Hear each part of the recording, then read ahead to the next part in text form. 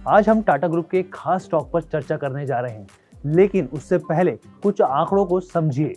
Adani power का एक साल का जो रिटर्न रहा है वो करीब 198% यानी कि करीब 200% रहा है। वहीं एनटीपीसी लिमिटेड की बात की जाए तो उसका रिटर्न जो है करीब 33% है। और ऐसे ही कई पावर से जुड़ी कंपनी हैं जिन्होंने साल 2022 में शानदार परफॉर्मेंस दी है। अब बात करते हैं टाटा पावर की। इसका एक साल के रिटर्न की बात की जाए तो इसका जो रिटर्न है वो -6% रहा है। अब ऐसे में सवाल उठता है कि टाटा पावर को आखिर हुआ क्या है। दूसरा सवाल कि क्या पिछले साल से अब तक जो ये 30% टूट चुका ये स्टॉक है, क्या इसमें फिर से पंख लगेंगे। तीसरा सवाल कि क्या इस स्टॉक में मल्टी बैगर बनने की क्षमता है। और हाँ, आखिरी सवाल, ऐसे कौन से फैक्टर्स हैं जो इस स्टॉक को आगे ले जा सकते हैं ताकि आपको रणनीति बनाने में मदद मिल सके। नमस्कार, मैं हूं हर्ष शर्मा और आप देख रहे हैं बिजनेस टुडे बाजार।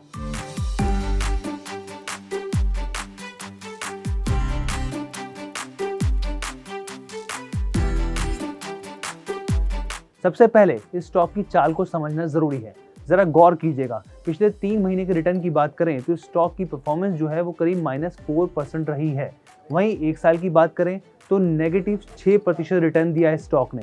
वहीं थोड़ा अब हम लोग लॉन्ग पर्सपेक्टिव, लॉन्ग टर्म में देखें तो 3 साल के रिटर्न को देखा जाए तो इसने स्टॉक ने करीब 268% का रिटर्न दिया है। बहुत ही शानदार रिटर्न दिया है। थोड़ा और पीछे जाते हैं तो करीब 5 साल की बात करें तो इसने 109% का रिटर्न दिया है। यानी कि पिछले एक साल को छोड़ दिया जाए तो स्टॉक ने शानदार परफॉर्म किया है।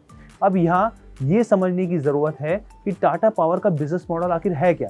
क्या इसकी अपनी जो कॉम्पिटिटर्स हैं इसके खिलाफ उनकी क्या स्ट्रेटजी है और इसके फ्यूचर प्लान्स क्या हैं, ताकि आपको भविष्य में इस स्टॉक की चाल को समझने में और ज़्यादा आसानी हो। तो सबसे पहली चीज़, कंपनी का क्या काम है। तो देखिए, कंपनी का काम है बिजली पैदा करना और उसे डिस्ट्रीब्यूट करना।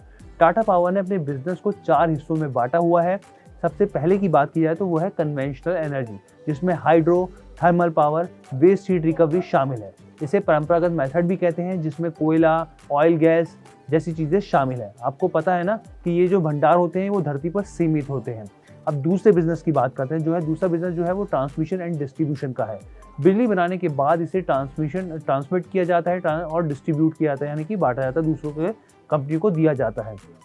तीसरा बिजनेस रेन्यूएबल एनर्जी, जिसमें हम लोग विंड और सोलर सिस्टम हम देखते हैं साफ तौर पे, यानी कि सूरज और हवा से बिजली पैदा की जाती है। और चौथा बिजनेस वो है नेक्स्ट जनरेशन पावर सोल्यूशन, जिसमें ईवी चार्जिंग सोल्यूशन हो गया, सोलर रूफटॉप हो गया, प्रोडक्ट एंड सर्विसेज हो गए। इस तरह के बिजनेस इसमें है। यहाँ पर आपको साफ तौर पे बता दें कि जो टाटा पावर है वो साफ तौर पे कहती है कि हम जो नेक्स्ट जनरेशन पावर सोल्यूशन है उसमें मार्केट लीडर है, यानी कि नंबर 1 है।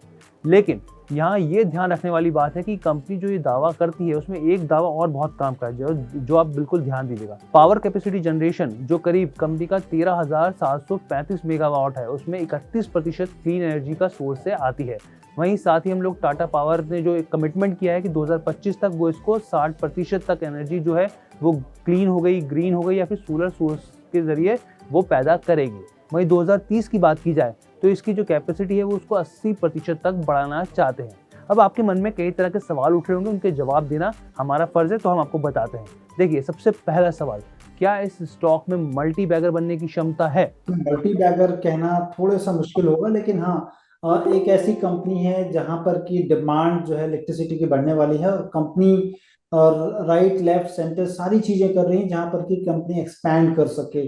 तो मुझे लगता है कि मल्टी बैगर तो शायद हो, लेकिन हाँ, यहाँ से CAGR के बेसिस पे अगर देखें तो 20% के ऊपर का ग्रोथ प्राइस में हो सकता है, और जो है इस तरह से कंपनी बढ़ सकती है आगे। दूसरा सवाल, क्या ये कंपनी इंडिया के रिन्यूएबल एनर्जी सेक्टर में नंबर 1 कंपनी बन सकती है। देखिए, नंबर 1 होने की बात तो मैं शायद थोड़ा सा मुश्किल होगा, लेकिन अगर हाँ कहें कि इंडिया की जो 5 सबसे बड़ी रिन्यूएबल कंपनी है उसके अंदर जरूर आ सकती है, क्योंकि जिस तरह से फोकस है कंपनी का रिन्यूएबल की तरफ, और गवर्नमेंट ऑफ इंडिया भी अगर आप देखें तो उनका भी जो फोकस है वो भी काफी जो है रिन्यूएबल की तरफ है। आने वाले दिनों में 5 से 7 साल के अंदर में मोर देन 60% रिन्यूएबल सोर्सेज से आने लगेंगी सारी चीजें। तो हाँ, ये मैं कह सकता हूँ जरूर कि इंडिया की जो है जो टॉप 5 कंपनीज में टाटा पावर जरूर हो सकती है। कंपनी पर बढ़ता डेट कितनी चिंता का विषय है और साथ ही टाटा पावर के जो कॉम्पिटिटर्स हैं उनका इस कर्ज के मामले में क्या स्थिति है। ये जो डेट की पोजीशंस हैं, कंपनी कह रही है कि जो डेट टू इक्विटी रेशियो है अगर देखें तो वो तकरीबन 2 के करीब है, थोड़ा सा अलार्मिंग है। बट लेकिन 40,000 करोड़ के ऊपर का जो नेट डेट है कंपनी बताती है उनके पास है।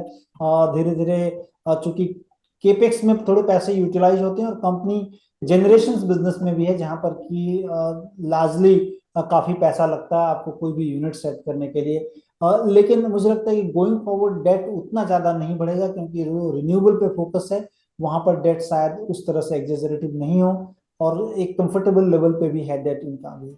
आने वाले दिनों में कैसे स्टॉक की हम लोग इसकी चाल कैसे दे सकते हैं, और ये पूरा जो ये साल है क्या कुछ नए लेवल पर जाते हुए हमें ये स्टॉक दिख सकता है? देखिए बहुत जो है इसमें जो देखना काफी जरूरी होगा कि कंपनी का जो रिन्यूएबल सेगमेंट है या फिर इनका जो ईपीसी सोलर ईपीसी बिजनेस है वो किस तरह से कर रहा है, उस पे नजर रखनी चाहिए। और दूसरी चीज, जो इनका मुंद्रा प्लांट है उस पे गवर्नमेंट या फिर रेगुलेटर्स की तरफ से जो चीजें आ रही हैं कि कॉस्ट, चूंकि कोयले के दाम बढ़े हुए हैं तो उसका इनको रियलाइजेशन हो जाए, ये तमाम डेवलपमेंट अगर होता है तो मुझे लगता है कि विद इन ईयर 260 से लेकर 280 के बीच के टारगेट हो सकते हैं इस स्टॉक में। तो हम उम्मीद करते हैं कि इस वीडियो के जरिए हमने आपको काफ़ी ज़्यादा ब्रीफ जानकारी देने की कोशिश करी, डेप्थ नॉलेज देने की कोशिश करी, ताकि आपको क्लैरिटी मिल सके। फिर भी आपके मन में कोई सवाल रह जाता है तो आप हमें कमेंट करके ज़रूर बताइए।